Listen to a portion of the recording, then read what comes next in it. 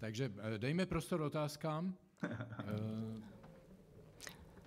Nejdřív se chtěla zeptat na něco Marcela. So first of all, I think Marcela had a question. That will be a brief question, I suppose.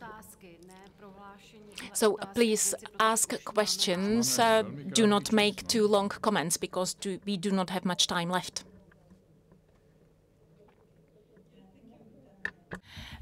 I wanted to ask two questions related to the one theory that we are working at that is called the fabrication of minorities. When you were describing how can a people or a community can be erased from view using artificial intelligence, this is something that we are finding in many countries where the Christians particularly are the dominant religion. So they are not a minority. Like in Nigeria, they are half of the population, and still they can be very easily gone from view, just by eliminating their use of their language or the access to education, etc. Here in this country, they are very familiar with the type of discrimination that little by little was pushing Christianity during the communist times. Yeah. So is this something that is, I mean, I am very alarmed because I used to look at periods of 2 years. AI, does that mean that this fabrication of minorities is going to accelerate? And then there is this other question about that. I have the impression always that we are talking, starting the book of our analysis from page 2 or from chapter 2, because we never talk about who is the owner of those artificial intelligence platforms. We talk about the horrible social media effects and censorship, etc. But who? I mean, it's impossible to regulate it. We have tried. So what now? And so in this sense, what do you suggest? For example, can we have a Christian artificial intelligence platform? Thank you. Dobře, otázky jsou jasné. Cameron. Thank you for the questions, and I'll be brief. One of the questions I posed to my students was, I asked them earlier this year, this is on the issue of minorities or countries when there's a large percentage of the population that's Christian, if any of them had seen them or heard of the movie Red One. I don't think has anybody heard of the movie Red One? Here. Nobody. Well, it will surprise all of you to know it was the #1 movie of 2024, the most popular movie of the entire year, and almost nobody's heard of it. And the reason is because you are not the market for it. The movie is marketed to you via AI. It's a Netflix movie, but it never came up in your algorithms because you're not the market for it. But it was the #1 movie on the world. So you can see right here how AI systems can manipulate your sense of reality. This is how you can erase Christian majorities or minorities quite easily. We exist in these information bubbles, whether we like it or not. None of you have seen Red One, the biggest movie of 2024, right? Or heard of it. This is how a minority can be erased. You simply put people in a bubble where Christians don't exist. And if people aren't interacting with Christians on a daily basis, if they're not interacting actively, seeking content outside of their information bubble, making that effort, that is how the group can be erased. And then people will not believe that Christians exist in a country, for example. And especially dangerous for young people who might not have traveled around the world or experienced it. So yes, can AI do it? If you've never heard of Red One or seen it, then you see exactly how it's possible. In terms of the owners of the platform, I do have a number of personal solutions. I do think we need more legislation. I think it's unfortunate that the EU right now is trying to step back some of its tech enforcement right now in the face of Trump's, in trying to appease Trump and trying to appease the United States.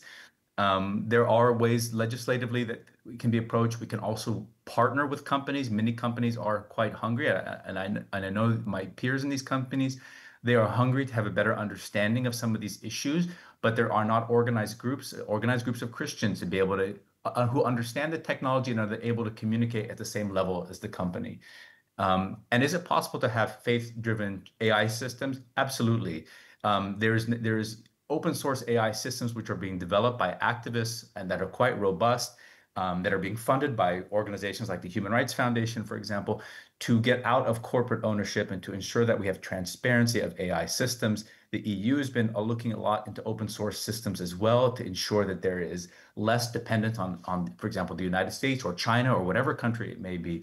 So these options are on the table, and they don't need an enormous investment. You don't need to build a new open AI. There are existing open source systems, and open source means they're available to the public. People can contribute to them that are out there. And I'm happy to have a longer answer at a later time to be mindful of others. Ano, děkujeme. Tak otázka, ano. Thank you. Another question. Stanislav Přibral, I'm a bishop and I have a very specific question. I have ChatGPT, I'm paying for it, I use it.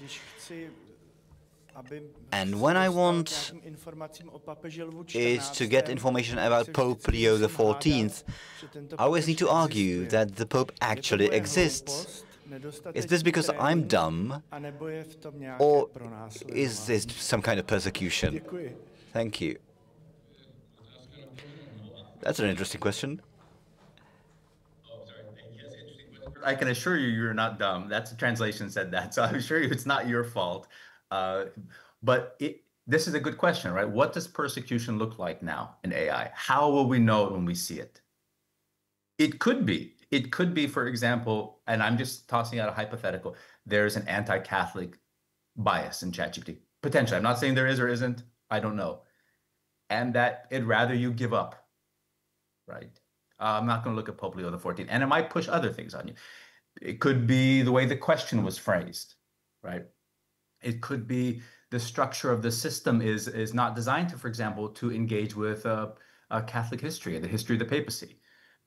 These are all the questions that are out there, and without transparency from the companies, which is one of my personal solutions, we don't know if this is a deliberate type of persecution. We don't know if this is an oversight or an error, or if the system was trained poorly. But if the company can give us transparency, then you can know what's going on. You can see, is the algorithm biased against Catholic information? So your question is a really good one. I don't think you've done anything wrong, but you're highlighting a potential problem. And unless Christian communities come together and start to talk about AI systems and what they're experiencing, and then bring their concerns forward to the technology companies, these systems are never going to change or improve. And it involves us, as you're really wisely asking, to think about what persecution might look like in the AI era in a different way. It is not going to look like it's not going to be what it looked like 40 years ago. And it could be something very subtle like that. And I do believe that is going to be a future of religious persecution. It's going to be small, it's going to be subtle, it's going to get in your head, and it's going to slowly shift things. No, tak děkujeme. Moje otázka by byla, Well, thank you very much. My question is, has AI created a religion? Its own religion, perhaps? But I'm afraid we have to end here. So one very brief question from the auditorium. Thank you very much for your interesting presentation. Short, because it's so interesting that I will keep on listening to you for hours. I have one big question and another smaller question, more precise. The big question is AI an agent or a tool? This is for me the starting point. In terms of legal responsibility, it's not the same an agent than a tool. And here we have two different positions. We have the Harari position, which is as an agent, meaning moral agent even, and Pope Leo and Pope Francis. You know that in January this year, the Vatican published a very important and very interesting document on AI, which is titled Antica et Nova, a very interesting document. So this is my first question, because for me, this is this direction or the other one. And the second one is about radicalization, because we speak about persecution. But here in Europe, we have a big problem of radicalization. So we know that AI has been used by jihadism. For example, recently was published that in Britain, recruitment of young jihadists.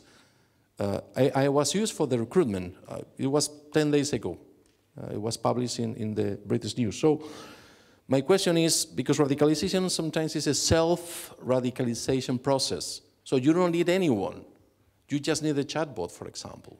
So please give me your thoughts on this, around this issue that for authorities in Europe is extremely important. Thank you for the question.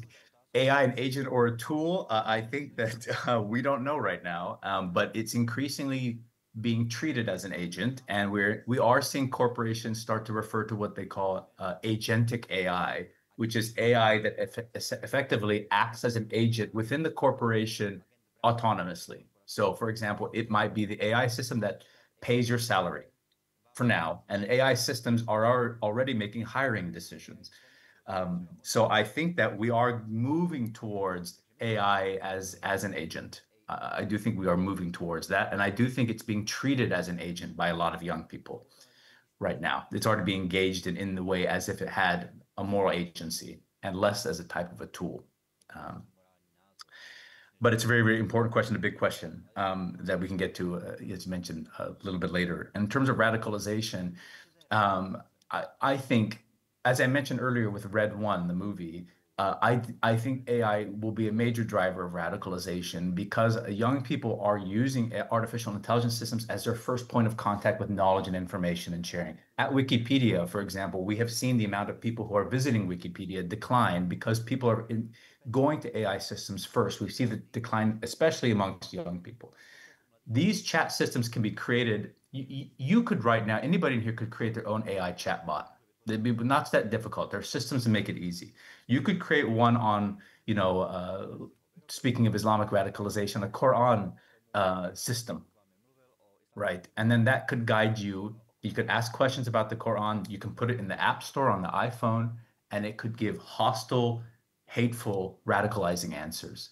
And this is all, and for a young teenager who's trying to find their way in the world, that's going to be very, attracting. Right? I do think it's going to be a major problem on the chatbot level. And then secondly, on the generative content level, where you can generate radicalizing content automatically. ISIS would stage dramatic radicalization videos, high production values, if you remember. You can now do that with a few prompts at home. The Sora AI system can generate Hollywood level movies, and it costs nothing almost. So the ability to generate nonstop radicalization content, to put that into people's minds, to have algorithmic systems create effectively an information prison, make it an extremely dangerous issue. How do we get out of that?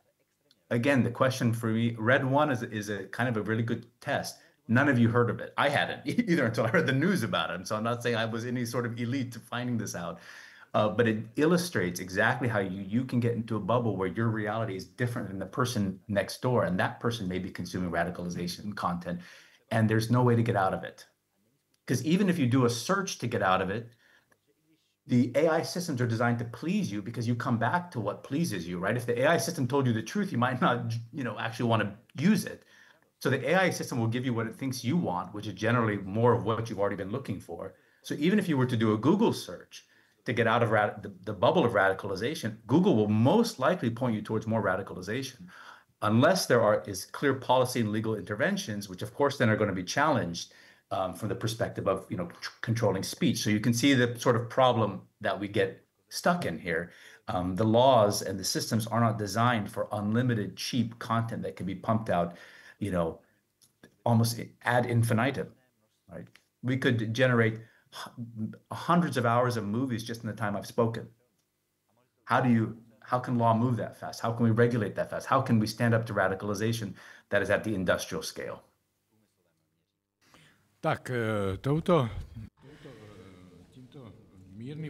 And with this slightly optimistic remark, I think we can conclude our panel.